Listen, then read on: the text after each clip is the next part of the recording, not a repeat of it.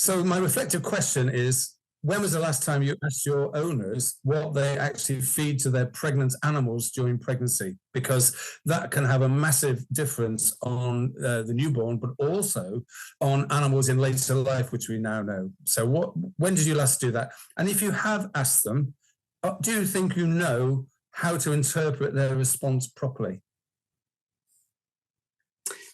That's an excellent question. Two excellent questions. That's two brilliant questions. So where do you find the answers then, Mike?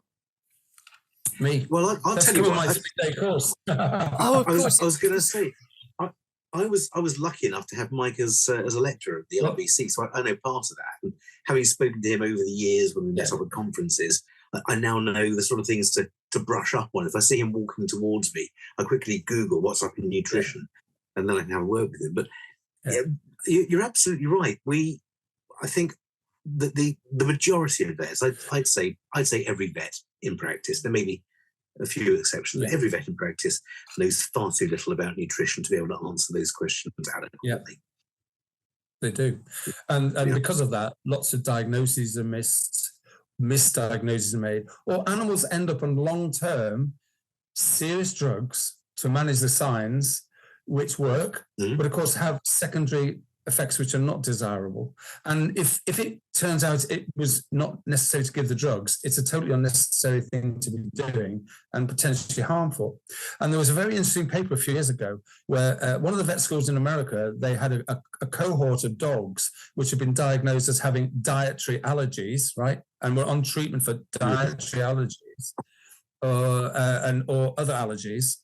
And when they went back and looked at the cases, they found that actually they weren't allergies at all. They were nutritional deficiencies, which showed the same clinical signs as dietary allergy. And the thing about a nutritional deficiency is if you've got a problem, let's say you've got, I'll give you a really good example, right?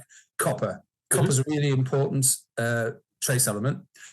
We know, David and I at Nottingham did studies in the UK, and we found that the vast majority of pet foods we analysed, which is about just under 200 in this country, do not comply with FEDIAF guidelines, right? And a lot of them are very low in copper, but also very high in other minerals that interfere with copper. We found that 1 in 5 wet pet foods in this country, which says complete on the label, did not meet the minimum requirements for copper. And that's before they've got high levels of zinc or calcium, which can also interfere with it, right? So there's a lot of animals out there which are copper deficient, and we know that because lots of black animals go brown, and the main reason for that is a lack of copper, right? If you've got lack of copper, you've got a lack of copper metalloenzymes. And copper metalloenzymes are involved in melanin production, which is why they go brown if you haven't got enough copper. And of course, melanin is really important in the skin. And I'm not going to go on and bore you with all the rest of the details, but there are lots of things that copper and other elements do in the body, which if they're deficient, lead to skin problems and skin disease and clinical signs. And there's a list a mile long of them all.